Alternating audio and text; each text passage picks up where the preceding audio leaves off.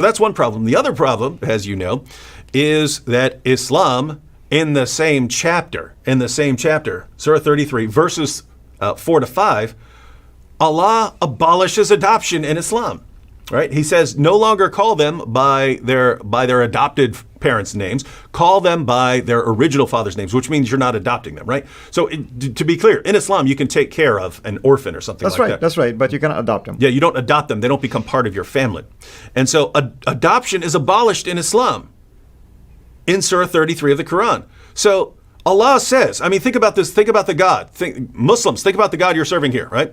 Allah says in the same chapter that he says, Muhammad, I need you. You absolutely must marry the divorced wife of your own adopted son, because I need all these guys out here to understand that when they have an adopted son, they can take their adopted son's wives. I need everyone to understand that. And in the same chapter, he abolishes adoption so that situation is never going to exist again. Yeah. I mean, think about it, brother. One action, one lustful action by one man who supposedly to be the model for mankind, the mercy for mankind, destroyed a marriage, destroyed the act of compassion to adopt people who are fatherless or maybe didn't have any family, orphans, if you wish, and exposed that the God of Islam actually is a God of lust that promotes lust, does not rebuke lust. Compare this to how the God of the Bible have rebuked prophets, like David, for instance, for lusting after someone else's basically wife. Yeah, and not to mention just apparently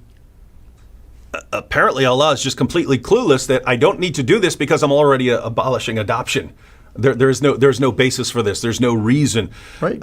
So it's just a very, very weird situation. But lots of Muslims become troubled by this passage. There are many Muslims who their journey out of Islam started with realizing this. Wait a minute. This is why Allah is telling Muhammad to marry the wife of his own adopted son, so that other people will understand that it's a good thing to do. It's fine with Allah. But then the situation's never going to rise again. This sounds like Muhammad is just receiving revelations to justify his behaviors, right, which sounds an awful lot like what Aisha said about him. Your Lord hastens to satisfy your wishes and desires.